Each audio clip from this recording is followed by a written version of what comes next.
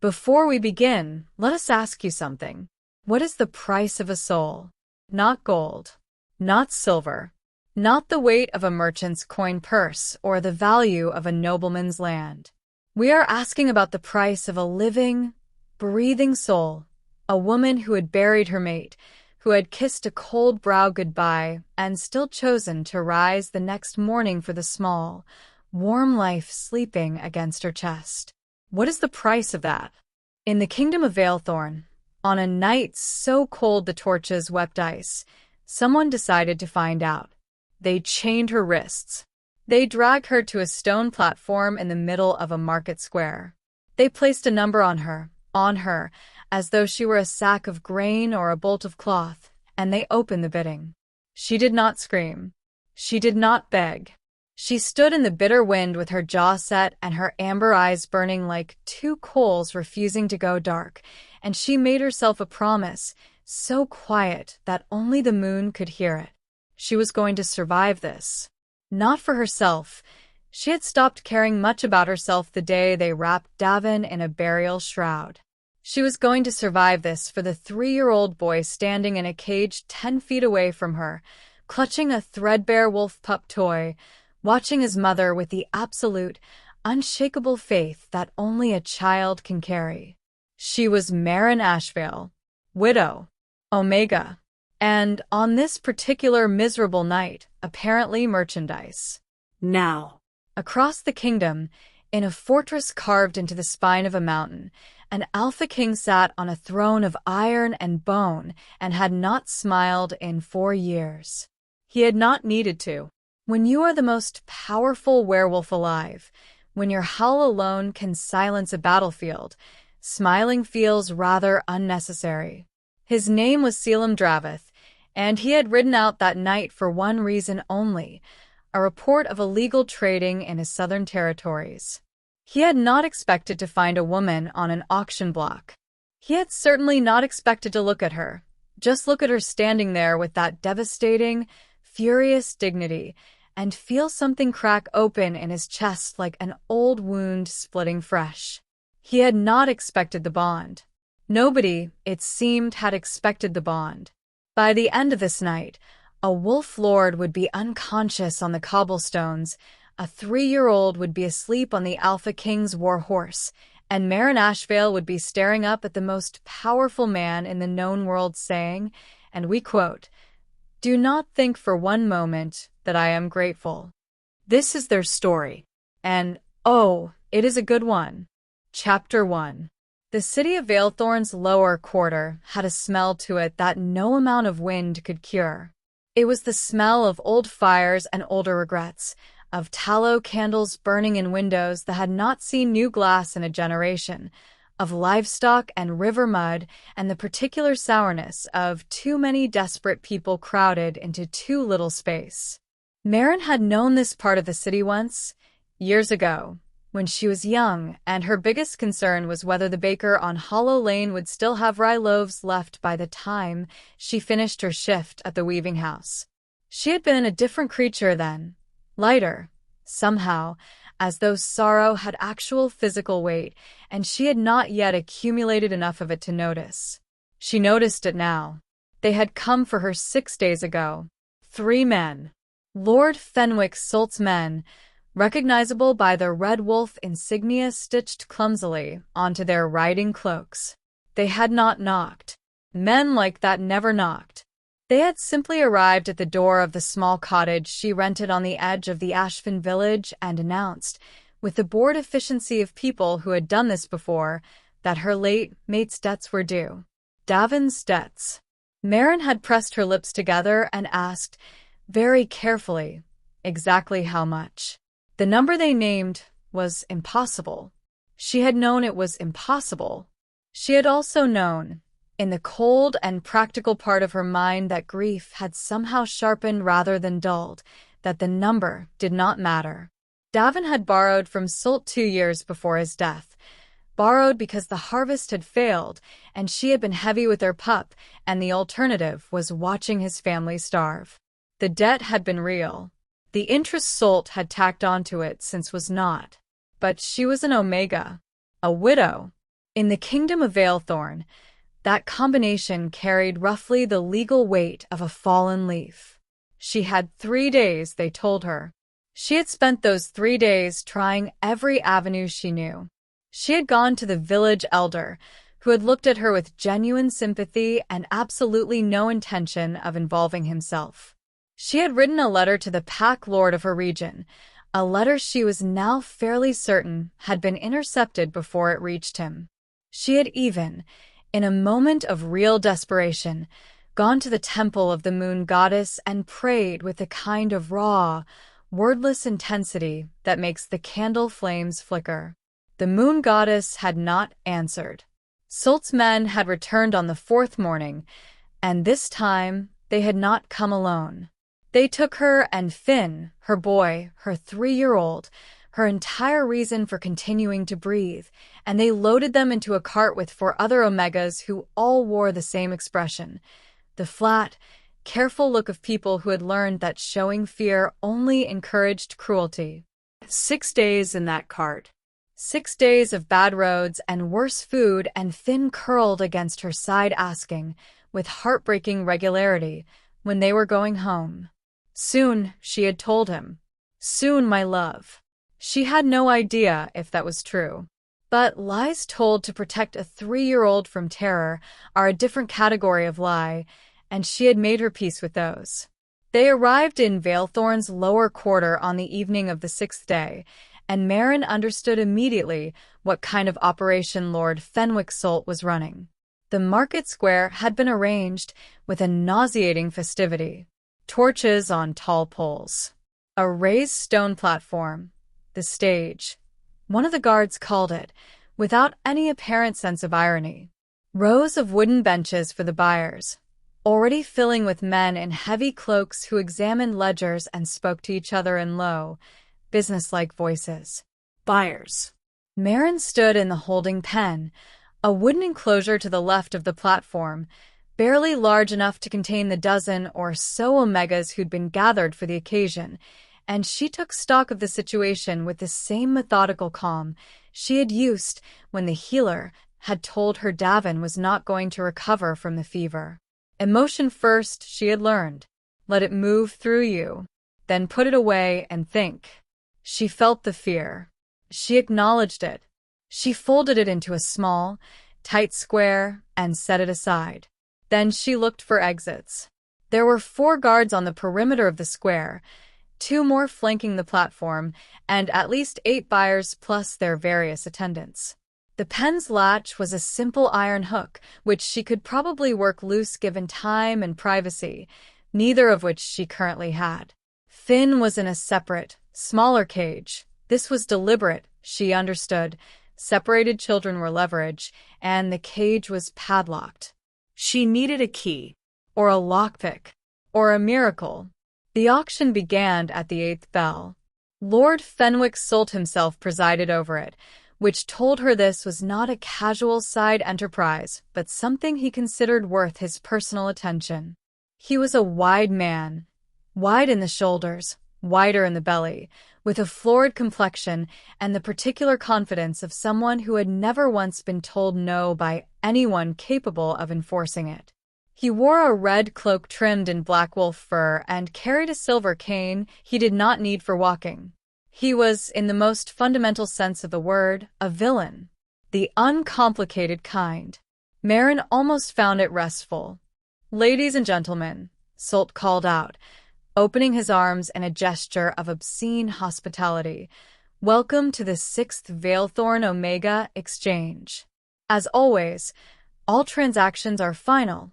All documentation is provided, and all Omegas have been assessed for health, breeding potential, and pack compatibility." He paused to let out a laugh that managed to be both booming and deeply unpleasant. "We have a particularly fine selection this season." Fine selection. Maren closed her eyes for exactly 3 seconds. She allowed herself to feel the full, volcanic scope of her fury. She pressed it down. She opened her eyes. The first woman was brought to the platform. Then the second. Then the third. The The buyers in the benches raised paddles or called out numbers in the same tones they might use to bid on grain futures or livestock. One of the guards made notations in a ledger. Solt narrated each sale with the enthusiasm of a man who genuinely loved his work. By the time it was Maren's turn, she had counted every stone in the square, memorized the positions of every guard, and decided that if she did not find a way out of this situation, she was going to do something extremely inadvisable involving her elbow and Solt's windpipe. And now, Solt announced, his voice carrying the particular relish of someone saving a prize for last, our most exceptional offering of the evening.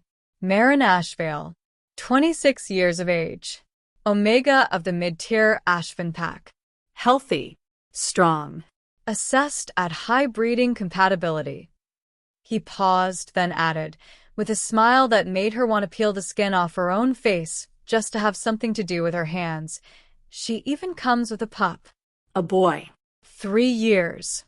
Healthy. A package deal, as it were. Someone in the crowd laughed. Maren stepped onto the platform. She looked out at the rows of buyers, their pale, assessing faces, their ledgers, their absolute comfort in this moment, and she made a decision. She was not going to look like a woman who had been broken. She was not going to hunch her shoulders or drop her gaze or perform the docility they expected. She was going to stand here, in the wreckage of her life, and she was going to look every single one of them directly in the eye, and she was going to make absolutely sure they understood that whatever they purchased today, they would not find it easy. So she straightened her spine. She lifted her chin. She put her hands, still chained at the wrist, behind her back because there was something about the gesture that transformed chains into a choice. And she stared. The bidding opened at 40 silver. It was insulting, frankly. She had half a mind to be offended. Before we continue, I'd like you to let me know in the comment section where you are currently watching this story from. Also, do not forget to like and hit the subscribe button for more interesting werewolf romance stories. Chapter 2. Caelum Draveth had not intended to be in the lower quarter of Vaelthorn at the 8th bell. He had intended to be in the war room of his mountain fortress, reviewing border reports with his general and arguing about supply lines, which was the kind of activity that, while deeply unglamorous, kept his kingdom alive and functional. He had intended to eat a meal at some reasonable hour, something his advisors had been nagging him about for months, as apparently the Alpha King not eating was considered a troubling omen. He had intended, if time permitted, to sleep. He had not intended any of this. What had happened was Brendan Voss was Caelum's first sentinel, his highest-ranking intelligence officer, his most trusted blade, and, on certain days, his most irritating advisor.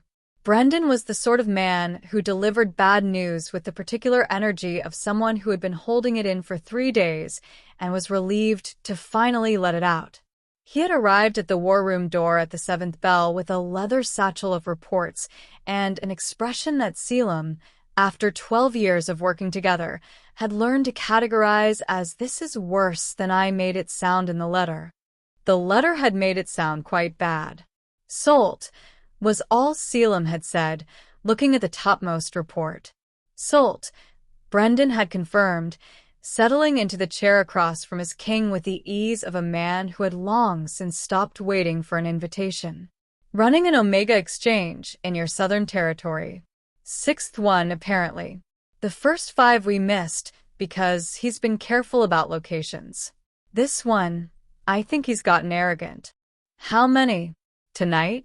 "We think 12, maybe 14 Omegas. Buyers from 3 noble houses and at least 2 independent lords." Caelum had set the report down. He had looked at the window, at the dark mountains and the cold sky and the half-moon hanging above the peaks like a question mark, and he had thought about what it meant that someone in his kingdom had been running an Omega trafficking operation for long enough to reach its 6th iteration. He thought about it for approximately 4 seconds. "Horses," he said. Brendan had already signaled the stable master. They rode hard for 3 hours, Caelum and Brendan and 8 of the king's personal guard, down from the mountain and through the cold lowland roads and into the city as the 8th bell was striking.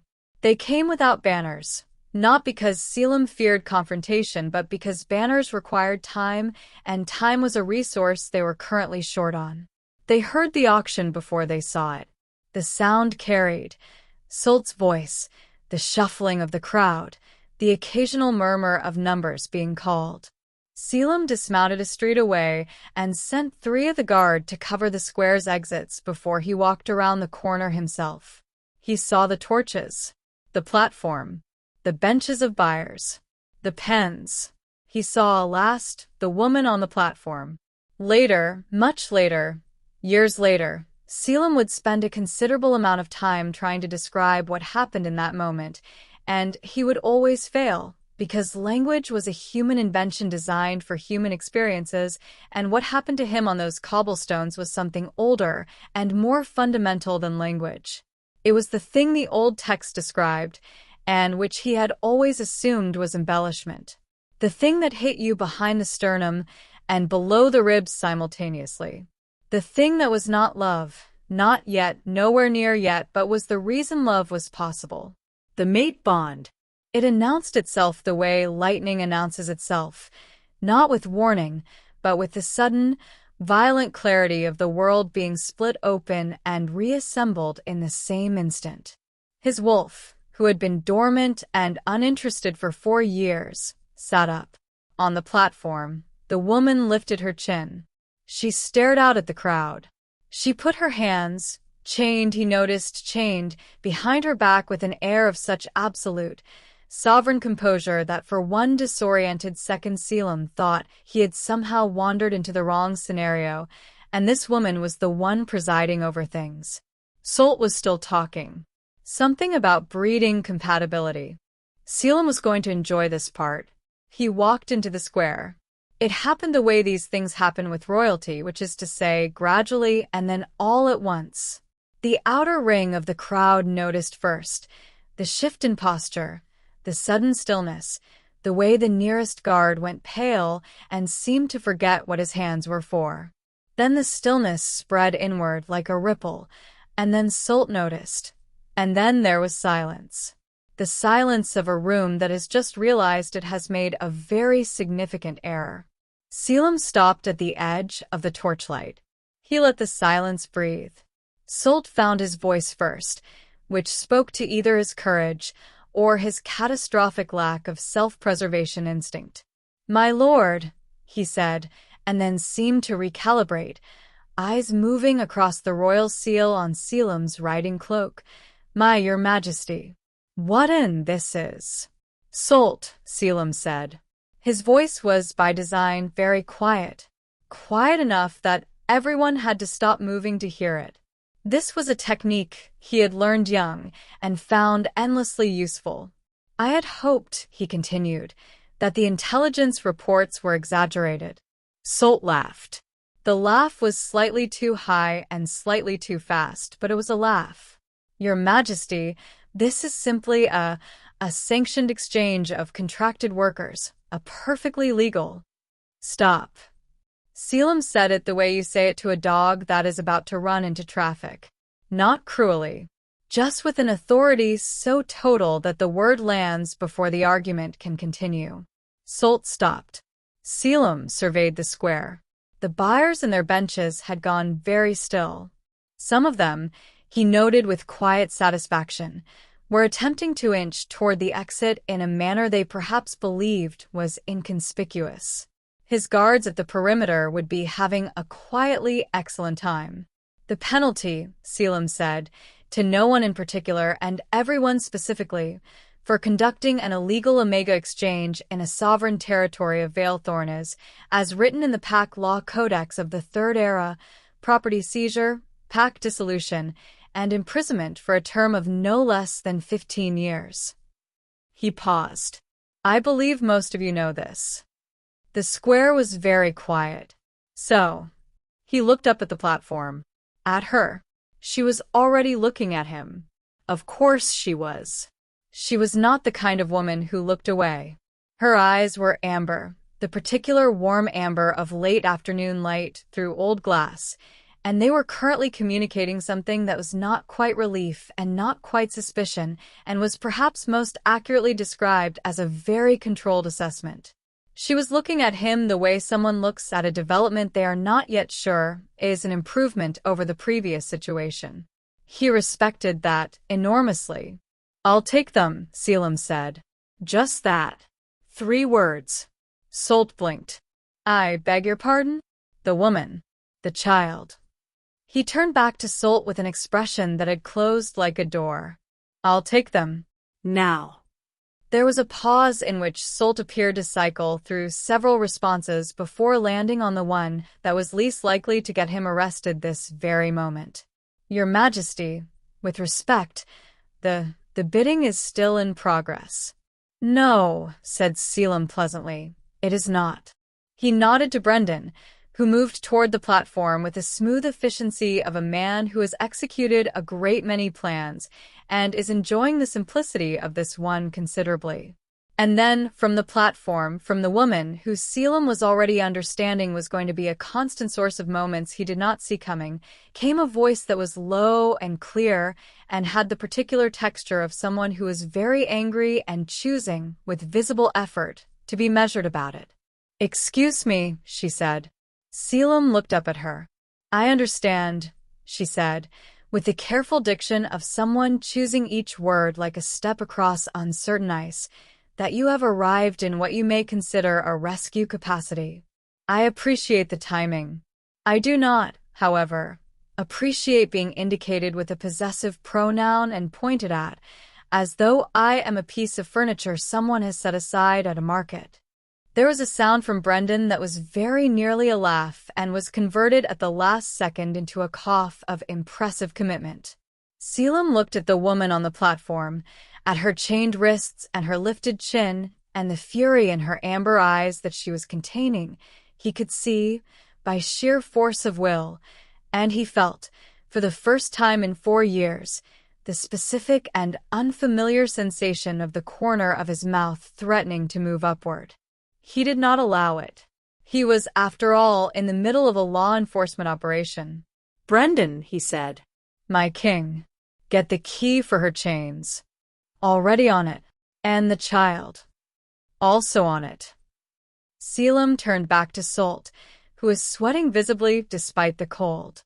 "You," he said, "will remain exactly where you are." Chapter 3. The chains came off. Maren had expected them to hurt more coming off than they had going on. This was, in her experience, the way most things worked. But the first sentinel was efficient and not unkind about it, and the iron fell away from her wrists and landed on the stone platform with a sound like a door closing on the last 6 days of her life. She rubbed her wrists. She stepped off the platform without assistance, not because she did not need it. Her legs were not entirely reliable at this particular moment, but because stepping off a platform with help felt like conceding something she was not ready to concede. Then she heard Finn. "Mama." It was the sound that undid her, just slightly around the edges. She turned and he was there, her boy, her 3-year-old, being carried by one of the king's guards with the visible discomfort of a large warrior who has been unexpectedly handed a small child and is trying very hard not to alarm it. Finn's arms were outstretched toward her with the absolute confidence of a child who has no concept of obstacles, only of the person he needs to reach.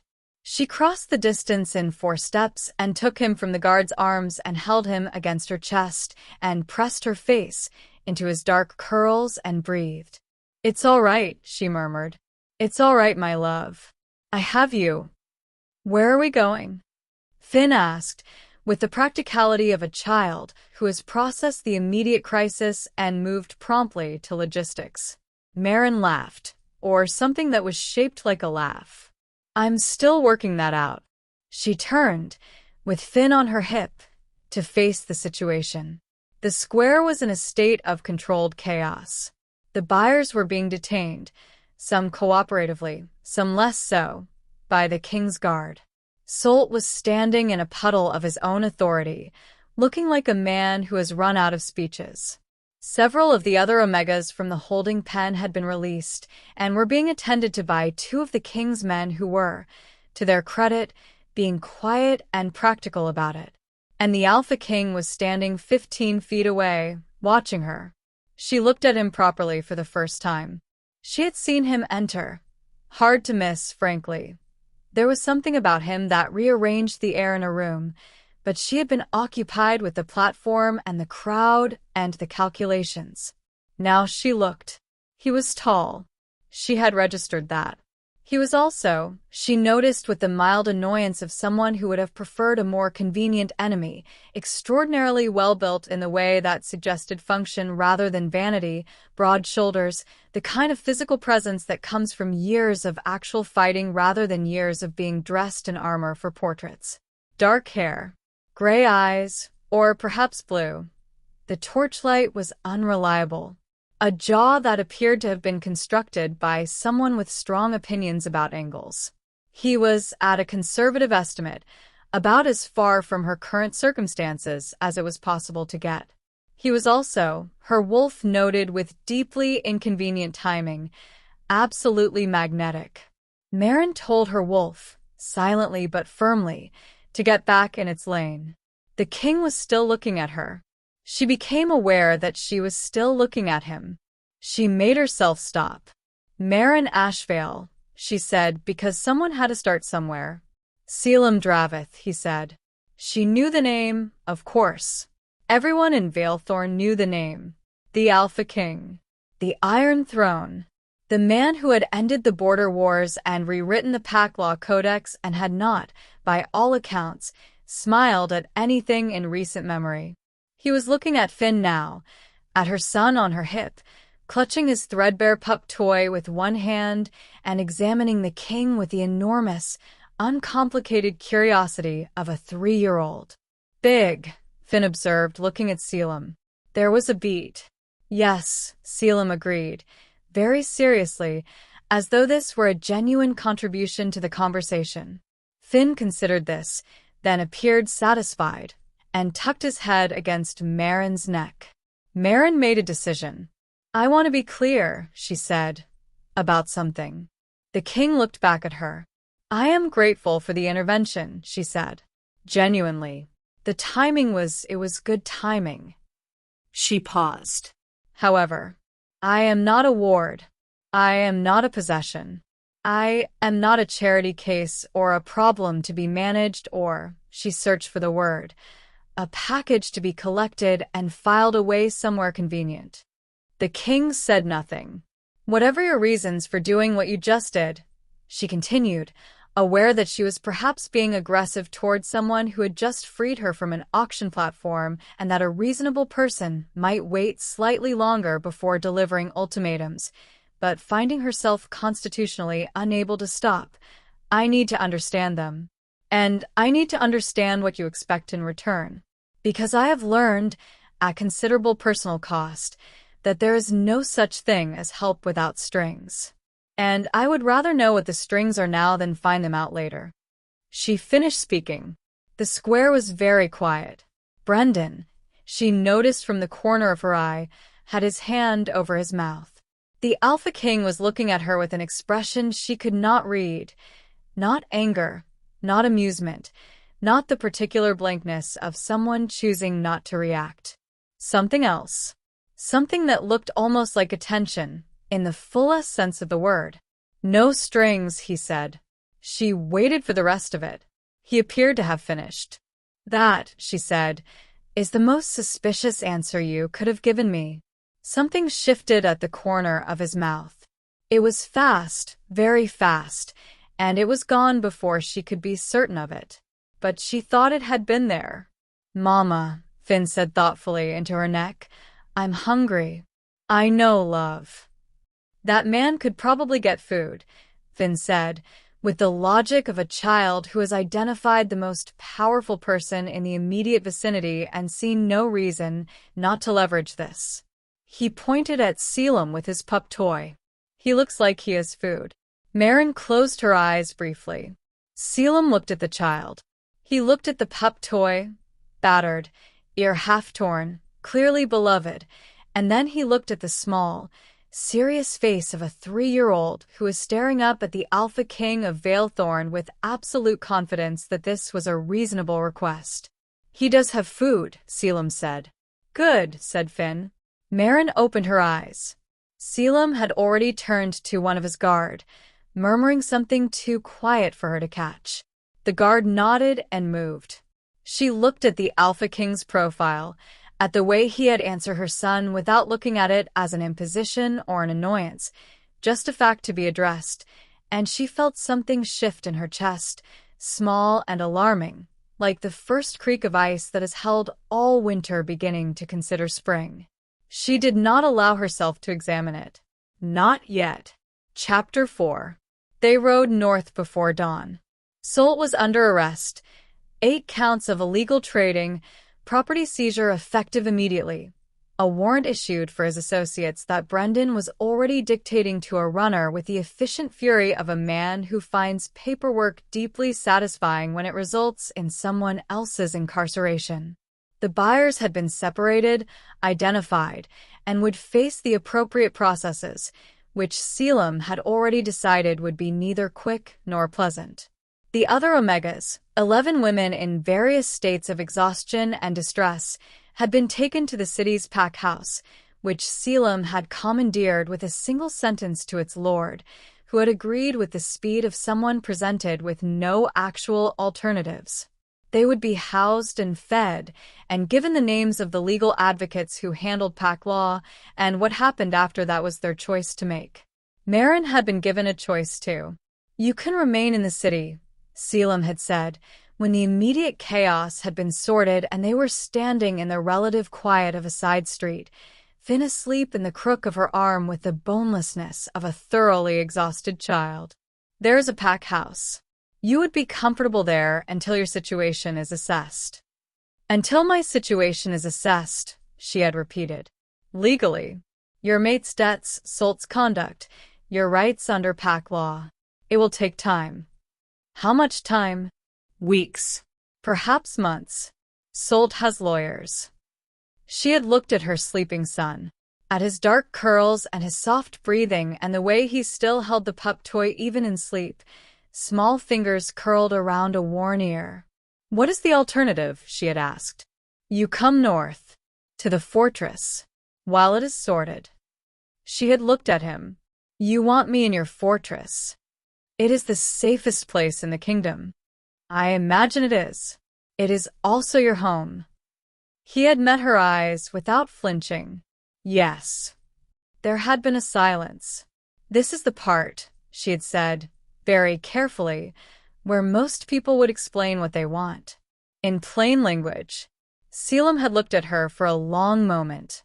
The torchlight had caught the gray of his eyes, and she had thought, involuntarily, of winter skies that still managed to be beautiful despite everything. "I felt the bond," he said. She had known. She had felt it too, that seismic, impossible thing that had moved through her when his eyes found hers on the platform. She had spent the subsequent hour firmly categorizing it as a stress response, a physiological reaction to an extreme situation, her wolf being dramatic. Her wolf had not accepted this categorization graciously. "That's not an explanation," she had said. "That's a fact." "Yes." "What do you intend to do about it?" "Nothing, if you prefer." His voice was very even. "The bond is real. The bond is also not a contract. What you do with it is your decision." She had stared at him. He had stared back. "You are," she said, "a very strange man to be an Alpha King." "I've been told that before," he agreed. She had gone north. Not because of the bond, or not only because of the bond, because of Finn, who needed safety. Because of the legal situation, which genuinely required someone with resources.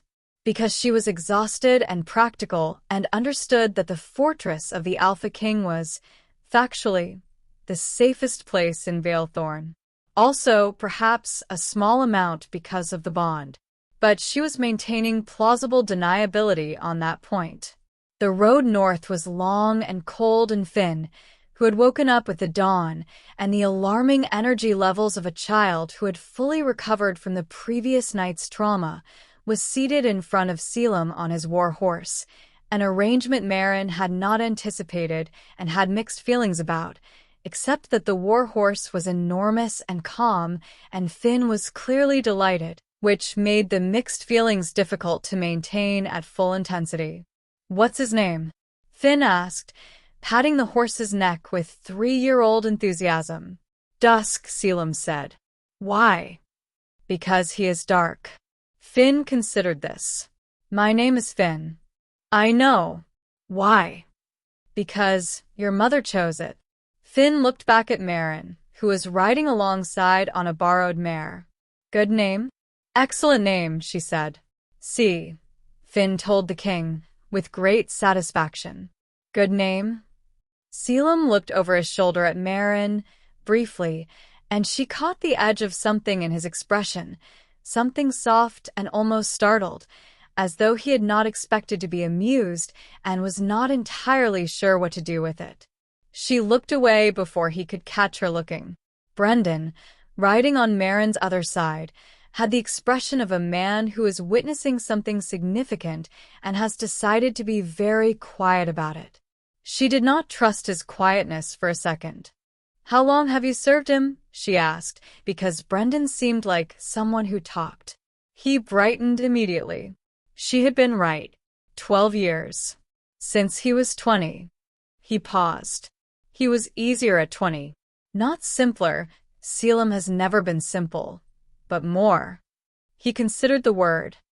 Accessible. Before the war. Before Lyra. She had not heard that name. Who is Lyra? The brightness dimmed, slightly. His betrothed. She died in the 4th year of the border conflict. He was quiet for a moment. He changed after. Not the way grief usually changes people. He did not become cruel or distant in the way that closes you off from people entirely. He just became... Brendan looked forward, at the back of his king's head, careful about what he allows himself to feel. Maren absorbed this. He has not ridden to the city at 8 in the evening for an enforcement action in years, Brendan added, with the studied casualness of someone burying a significant observation in a throwaway sentence. "Normally, he sends me." Said Maren. "Just mentioning it," said Brendan.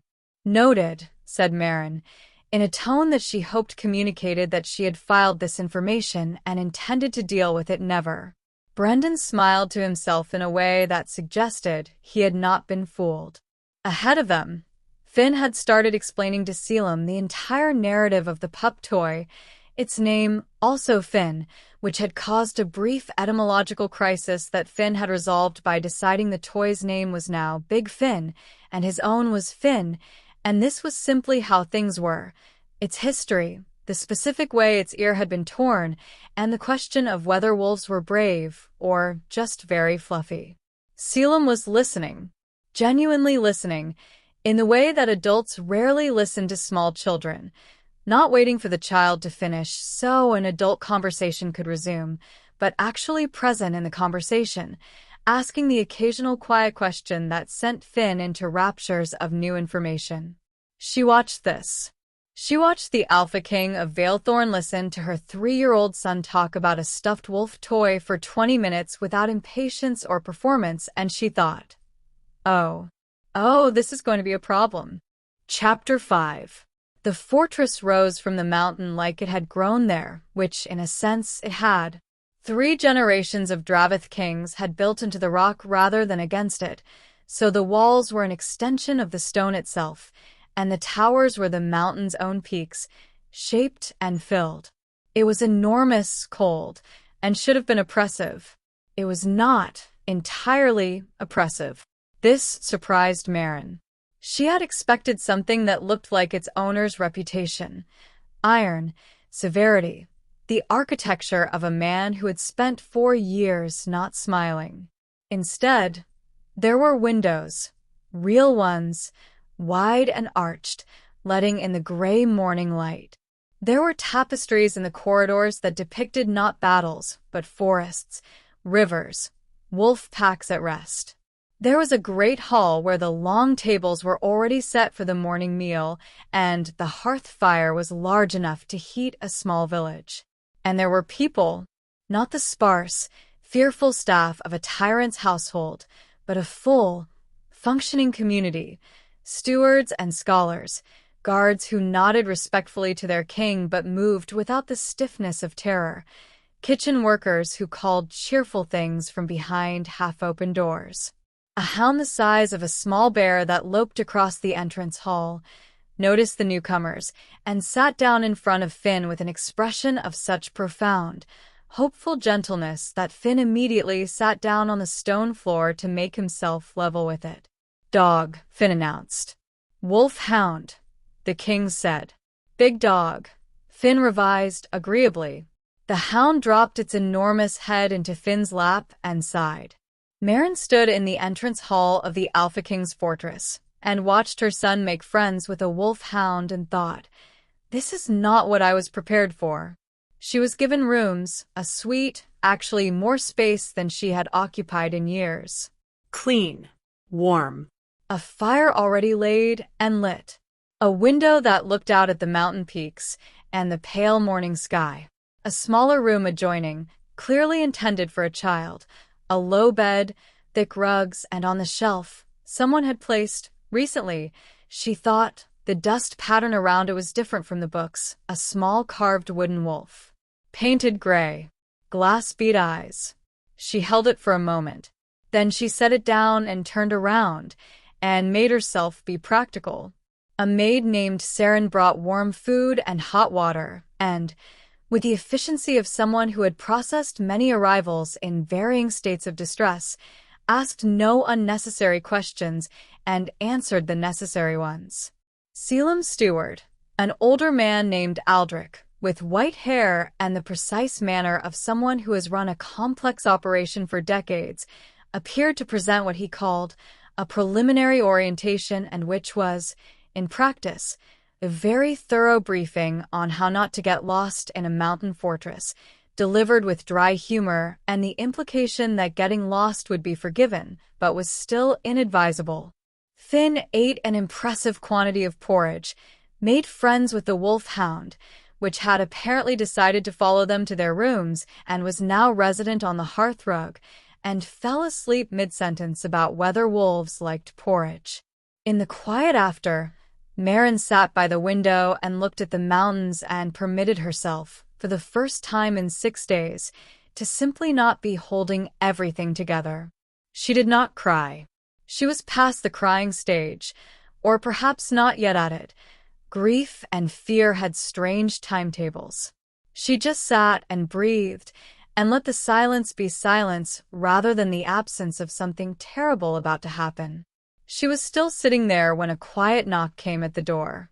She already knew who it was. Her wolf knew without needing to be told. "Come in," she said. Caelum entered and stopped just inside the doorway. A courtesy, she recognized. He was not pushing into her space. He filled the room anyway, just by being in it, but that was a quality of his presence she was already understanding she was simply going to have to accommodate. "How is he?" asked, with a slight movement of his head toward the smaller room. "Asleep. Federal." She paused. He asked the wolf hound if it wanted to share his blanket. The wolf hound accepted. Something shifted in the king's face. "Fenris has not slept in anyone's room but mine in 4 years. Finn is very persuasive," she said. "I have no idea where he gets it." The corner of his mouth moved. This time it made it all the way to a half-smile, brief and quiet, and it transformed his face in a way that she found, with some irritation, considerably disarming. He moved to the other window, a respectful distance, and looked out at the mountains. For a while they were both quiet, which was comfortable in the way that quiet is sometimes comfortable between two people who are not pretending the other is not there. "I want to tell you something," he said. "All right. The bond." He said it plainly. "I will not pretend it is not there. I will not pretend I did not feel it. That would be dishonest, and I have found, in general, that dishonesty creates more problems than it solves. She waited. But I also meant what I said on the road. It is not a claim. It is not an obligation. You have been, what happened to you was a violation of your autonomy in one of the most fundamental ways possible. I have no interest in replacing one form of ownership with another. He paused. What I am saying is that I would like the chance to. Another pause, and she had the sense of a man choosing words carefully, not because he was calculating but because accuracy mattered to him. To be known to you. And to know you. Without the bond as a pressure. She turned this over in her mind. That, she said finally, is a very reasonable thing to say. I thought so. It does not make me trust you, she added. In the interest of matching your honesty with mine. I would not expect it to. Trust is evidence-based. Yes, she said, and felt something ease, slightly, in her chest. It is. They stood in their respective windows for another while. Solt's lawyers will attempt to argue the debt was legitimate, he said. They will fail. I have 3 legal scholars who find complex pack law cases essentially recreational. Your mate's debt will be discharged within the month. And after that? He looked at her. After that, as I said, your choice. She searched his face for the caveat. The small print. The thing where your choice revealed itself to be bounded on all sides by his preferences. She did not find it. You are, she said for the second time, a very strange man to be an alpha king. I am aware, he said. It is an ongoing situation. She laughed. It came out before she could consider it, a short, real laugh, the first in 6 days, and it surprised them both. He looked at her with something in his gray eyes that was very still and very warm at once, and she thought, oh, we are in a great deal of trouble, the both of us. But she thought it the way you think things that are not entirely unwelcome. Chapter 6. 3 days into their residence in the fortress, Maren discovered 3 things. The first was that the king woke before dawn every morning and ran the mountain trail to the East Peak and back, which she learned because Finn, who had the internal clock of a small animal and the sleep schedule of a person who had decided that 5 in the morning was a reasonable time for everyone to be alive, had observed this through their window and reported it to her with great enthusiasm. The second was that Caelum could not cook. At all. She discovered this when she found him in the kitchen at an odd hour. He had sent the kitchen staff to bed and was attempting, with the quiet grimness of a man battling a worthy enemy, to heat a pot of something that had once been soup and was now approaching geology. She had taken the ladle from him with 0 ceremony. He had stood aside without protest and watched her fix it with an expression of profound relief and absolutely 0 damaged pride, which she found irritating in the best possible way. The third thing she discovered was that the king had nightmares. She had not meant to discover this. She had been up with Finn, who had woken briefly in the night confused about where he was. This happened sometimes in new places, and in settling him she had moved through the corridor and heard it. Not a sound of violence, just a quality of silence from behind the king's chamber door that was heavy in a way that silence was not normally heavy. She had stood in the corridor for a moment, which she was not proud of. She had gone back to her rooms. But the knowledge of it sat with her in a way she was not expecting. This was the thing about the bond. She was learning. It made you care whether you wanted to or not. Not in a consuming, irrational way. The old stories made it sound like madness, like losing yourself, but in a smaller, more insistent way. Like a door left open. A persistent draft. The awareness of another person's weather. She was telling herself she was adjusting to the bond in an appropriate and measured manner. Brendan was absolutely not fooled by this, and had started appearing at mealtimes with a frequency and cheerfulness that she was beginning to suspect was deliberate.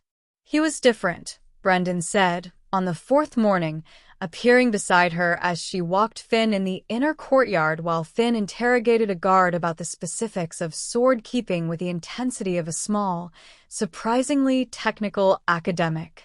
Before Lyra died, he laughed more. Not constantly. He has always been fairly serious, but more. A pause. The war changed him, but I think what changed him most was what came after. When he kept going, and the laughing did not come back. Brendan, she said. Yes. Are you narrating at me? He considered this. I prefer to think of it as providing context. Context that has a very clear intended conclusion. I have no idea what you mean, he said, and smiled with such total insincerity that she almost laughed. Finn, apparently having exhausted the guard's knowledge of sword maintenance, appeared at her side and took her hand. He looked up at her with his dark eyes, Davin's eyes, she thought, with a small, familiar ache, and said, "Is the king sad?" She looked down at her son. "Why do you ask?" she said carefully. "He has the face," Finn said. "Like when you had the face. After Papa." She crouched down to his level. "He has been sad," she said, "for a while." "Maybe he needs a friend," Finn said, with the clarity that small children sometimes had, the kind that came from not yet knowing that obvious things were supposed to be complicated. "Maybe," she agreed. Finn nodded, apparently having resolved this, and went back to the guard. Maren straightened up and found Brendan looking at her with an expression that was trying very hard not to be smug and failing completely. "Not a word," she said. "Absolutely not," he agreed. She went to find the king. She found him in the great hall, at the far table, with papers spread across it and his first scholar arguing with him about something in a legal text. She would have backed away. He was working, and she was still calibrating when her presence was an imposition, but he saw her first. He stopped mid-sentence. She saw it. The way his attention reorganized itself when he registered her in the doorway. Not something dramatic, just a quality of stillness, like a compass needle finding north. His scholar turned, took in the situation with the rapid calculation of someone who had served an Alpha King for many years, gathered his papers, and excused himself with impressive speed. Caelum looked at her. She looked at him. "Finn thinks you need a friend," she said. A pause. "Does he? He is 3. He is not yet encumbered by social complexity." She crossed the hall and sat, without ceremony, in the chair across from him. "I thought I would pass it on." He looked at her for a long moment. Outside, the mountain wind moved across the high windows, and the fire in the hearth shifted. "And you," he said. "What do you think?" She put her hands flat on the table, a gesture she had not planned, but it felt like something. A small declaration of intention. "I think," she said, "that I spent 6 days in a cart and stood on an auction platform and then rode 3 hours north on a borrowed horse, and I have been very careful and very measured about everything since, and I am quite tired." She paused. "I think you have been careful and measured for considerably longer than 6 days. And I think," she met his eyes, which were the winter sky gray that she had stopped trying not to notice, "that careful and measured is important, and also it gets exhausting." He was very still. "So," she said, "Finn says you need a friend. I am not particularly good at being anything less than honest, which makes me better at friendship than at most social performances. And I am sitting in your great hall at 10 in the morning, which I suppose is a thing I can either continue to do or stop doing." She waited. The king of iron and bone and 4 years of careful silence looked at her across a table covered in legal papers, and something in his face moved. Not the half-smile this time, something deeper, something that looked like water finally finding a crack in stone. "Stay," he said. So she stayed. Chapter 7. A week became 2 weeks. 2 weeks had a way of becoming a life, if you were not paying attention. Or perhaps if you were paying a different kind of attention than you expected. Maren was paying attention.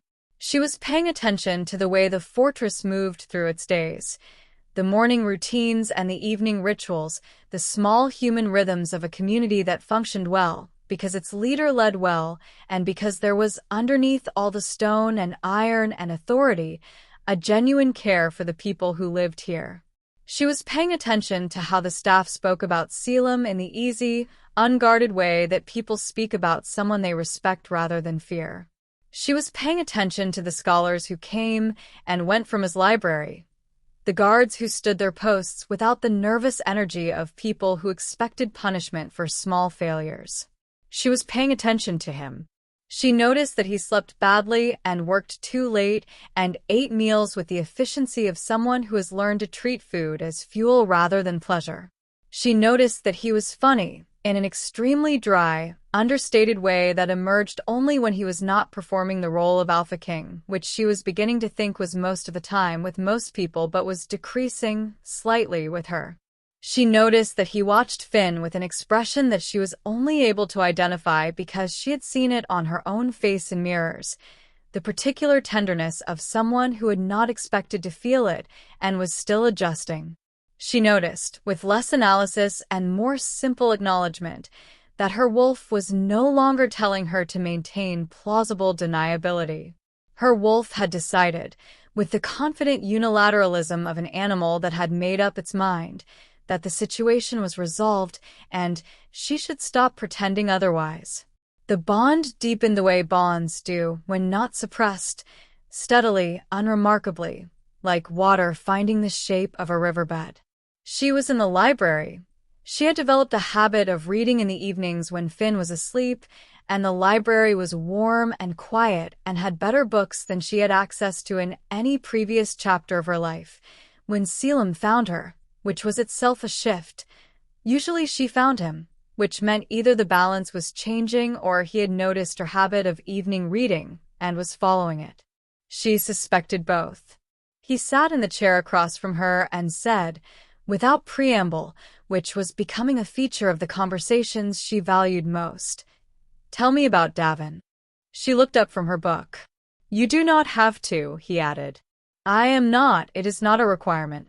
I have simply realized that you know a great deal about my history, and I know almost nothing about yours, and that is an imbalance I would like to correct. If you want to." She looked at him for a moment. Then she set her book down. "He was gentle," she said. Not in a soft way. Davin was not soft. He worked hard and he had opinions and he was stubborn about the things he cared about. But gentle in the sense of being deliberate. He thought before he acted. He was kind without making a performance of kindness. She paused. He was not perfect. He made the decision to borrow from Solt without telling me until it was done, which was, she searched for the word. Infuriating is understating it. But he was frightened and he thought he was protecting me, which is a different category of mistake than selfishness. "You loved him," Caelum said, straightforwardly, without making it weighted. "I did," she said, equally straightforward. "I still do, in the way you love people who are no longer there. It changes shape, but it does not leave." He nodded. She had the sense he understood this in a way that was not abstract. "Lyra," she said. "Yes." "You do not have to," she said, returning his earlier words. "I know," he said. He was quiet for a moment, looking at the fire. She was brave in a way that had no caution in it. That was the thing I loved most and worried about most, simultaneously. His voice was even but not empty, carefully modulated, she thought, the voice of a man who had learned to speak about difficult things without being destroyed by them. She rode out on a scouting mission because one of the scouts was ill and she believed in sharing the burden of risk. The ambush was not aimed at her specifically. She was simply there. Maren said nothing. There was a particular kind of grief that did not want commentary, only witness. "I kept thinking," he said quietly, "that I should have argued harder. That I should have," he paused, "forbidden it. which she would have found unbearable, and which would not have been right. She was not mine to forbid. He looked at his hands, but the thought stayed. Grief gives you those thoughts, she said. The ones that start with I should have. They are not true, usually, but they are loud. Yes. He looked up. They become quieter, eventually? They do, she said. They become something you carry without being crushed by it. Eventually, you just live alongside it. And there is room for other things. She met his eyes. He met hers. I am aware, she said, with the careful honesty that had become the texture of their conversations, that the bond is not neutral anymore, that I have stopped treating it as neutral. He did not pretend not to know what she meant. I am aware of the same thing, he said. I am not at a point, she continued, where I am ready to. She gestured slightly, an imprecise gesture for an imprecise thing. The loss is still recent. Finn's situation is still being resolved. I am still, she looked for the word, locating myself in all of this. I understand, he said. But I am also not, she paused, not opposed to the possibility.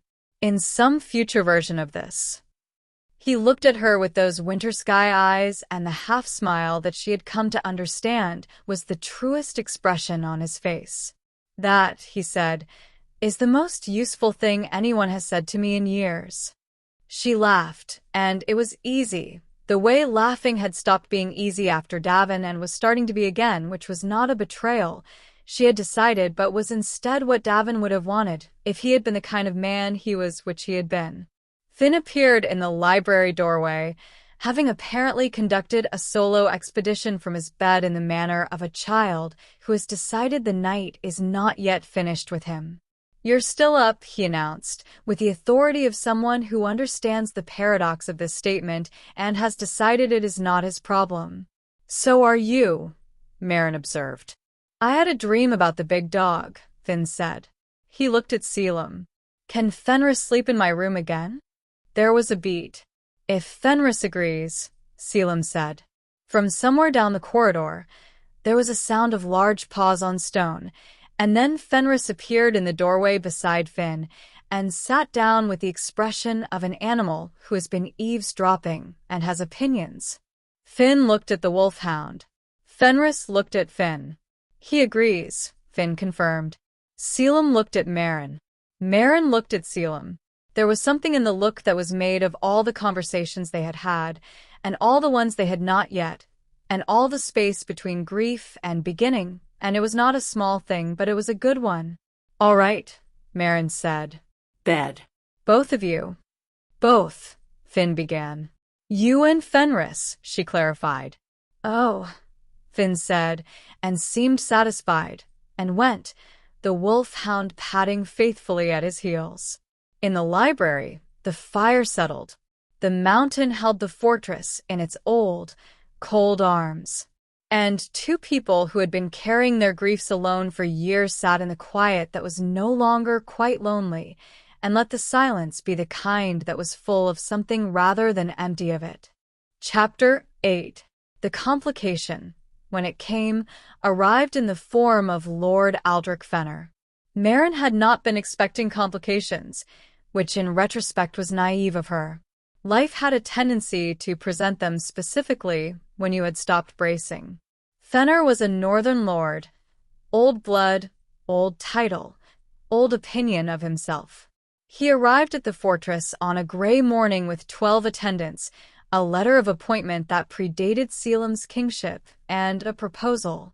He was tall, silver-haired, handsome in the way of men who have spent years considering themselves handsome and have arranged themselves accordingly. He was also, within approximately 20 minutes of his arrival, the person Maren most wanted to remove from the room. This was not irrational. This was information. The proposal, which Fenner had apparently composed with some care and which Caelum Stewart had summarized for Maren in the corridor with a strained expression of someone delivering bad news to someone who might take it badly, the proposal was a political alliance, secured in the traditional manner. Specifically, Fenner was suggesting that the Alpha King, who had been without a mate for 4 years, might benefit from a formal bond with his eldest daughter, who was, by all accounts, accomplished and perfectly pleasant, and absolutely not the point. The point was the timing. The point was that Fenner had heard, through whatever channels northern lords used to hear things, that there was a woman in the king's fortress. An Omega. A widow with a child. And Fenner, being the kind of man he was, had moved quickly.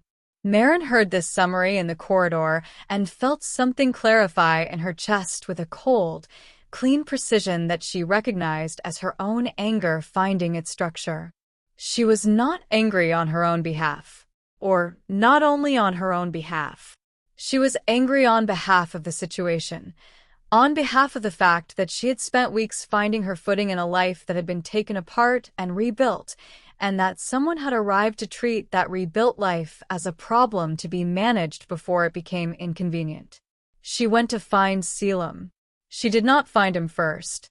She found Fenner, which was suboptimal. He was in the corridor outside the Great Hall, speaking to Brendan, or rather, speaking at Brendan, who had the expression of a man exercising considerable restraint, and he turned when he heard her footsteps and looked at her with the unhurried assessment of a man who expected his gaze to be endured. He said, with the specific tone of a person who has placed someone accurately in a category they had already decided was applicable. The widow. It was not an insult, technically. That was the particular art of men like Fenner, the precision of the word that did the damage while remaining undeniable. Maren stopped walking. She looked at him. "Lord Fenner," she said, politely, in the tone of someone who is choosing politeness as a weapon rather than an accommodation. "I understand you have been residing here some weeks," he said, with the mild curiosity of a man who finds a garden ornament in an unexpected place. "I have," she agreed. "And the child is yours?" "He is." "The father?" She looked at him with the patience of a woman who has stood on an auction platform and survived it, and is not particularly threatened by a northern lord in a good cloak. "Deceased," she said. He nodded with the sympathy of someone performing it. "The king has been generous," he said, "in providing for your stay. He is, of course, a man of considerable generosity." "Among other things," she said. "It would be a shame," Fenner continued, with the ease of a man laying cards he believes are unbeatable, "to mistake generosity for something it is not. The Alpha King requires a politically advantageous match. I suspect you understand, as an intelligent woman, that sentimentality has limited utility at the level of kingdom governance." There was a silence. Brendan had stopped pretending to look elsewhere. "I appreciate," Maren said carefully, "that you believe you are saying something wise. I also want to be clear that what you are actually doing is explaining to me what my place is. And I have had a thorough education in people explaining my place to me, Lord Fenner, and I have found, consistently, that those explanations say considerably more about the person delivering them than they do about me." Fenner blinked. "Good morning," she said, and continued walking. She found Caelum in the courtyard. He was looking at her already. He had, she suspected, been aware of her location for the past several minutes, because the bond worked that way now, a low-level orientation that neither of them had discussed but both of them navigated. "Fenner spoke to you," he said.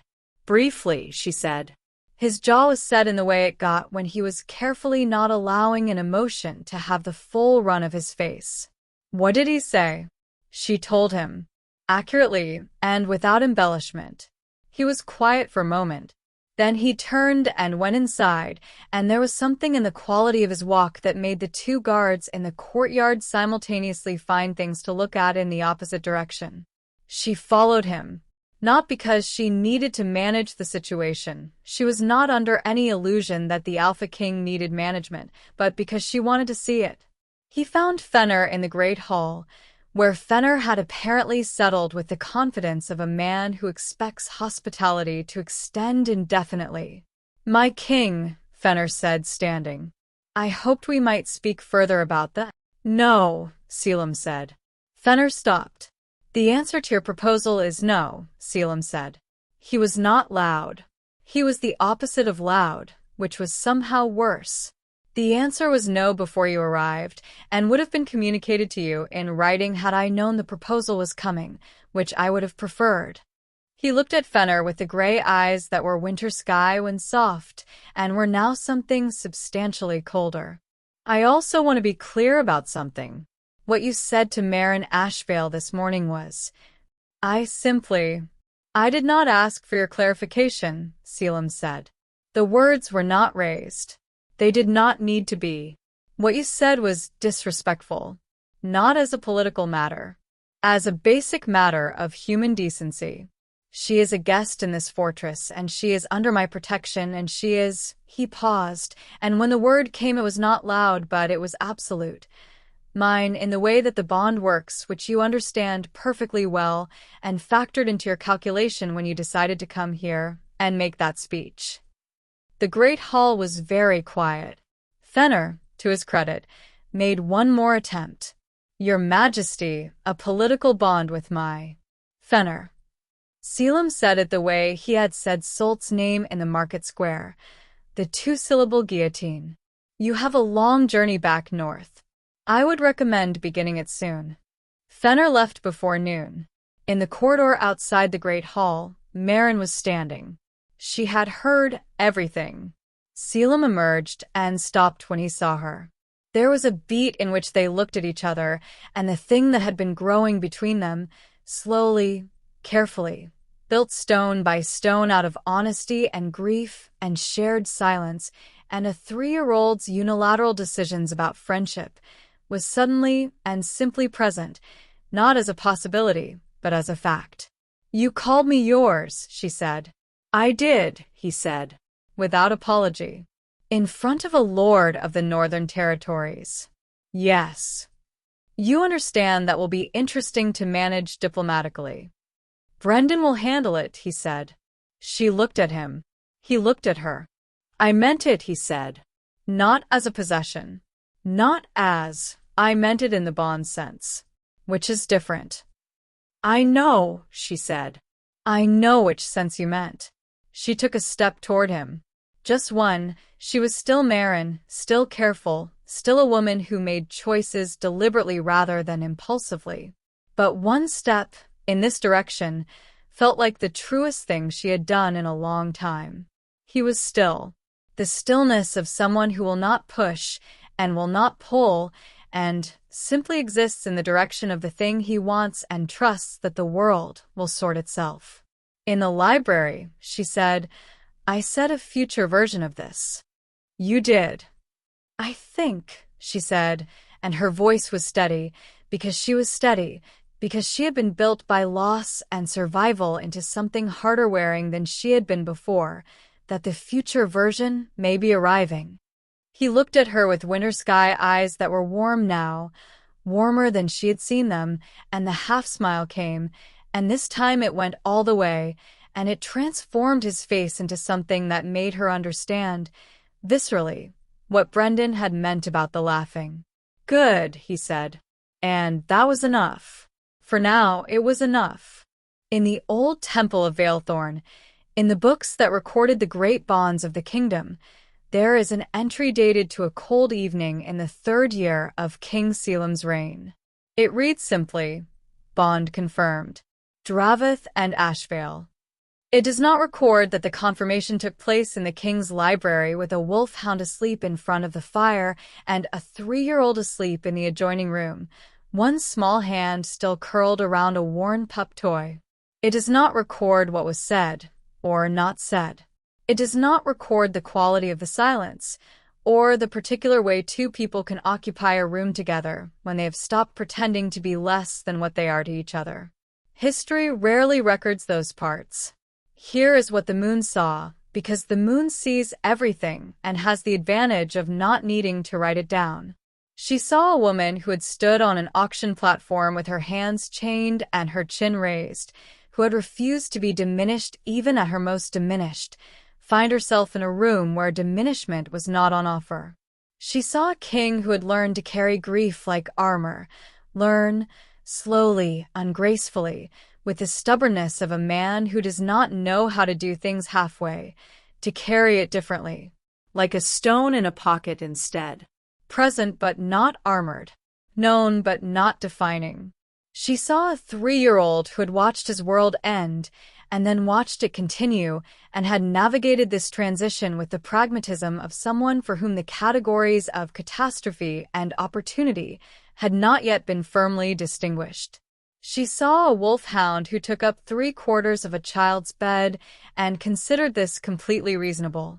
She saw Brendan Voss say, "I told you so," to absolutely no one in particular, in an empty corridor, with considerable satisfaction. Maren Ashvale did not become queen the way queens become queens in stories, not in a ceremony of proclamation and crowds and the weight of a crown. She became it the way significant things usually happen. Over time, through the accumulation of small choices made with honesty and persistence and the occasional strategic patience. Through 6 months of legal work that dissolved Davin's debts and named Solt as a criminal of the state. Through winter and spring in a fortress that was learning, slowly, to laugh again.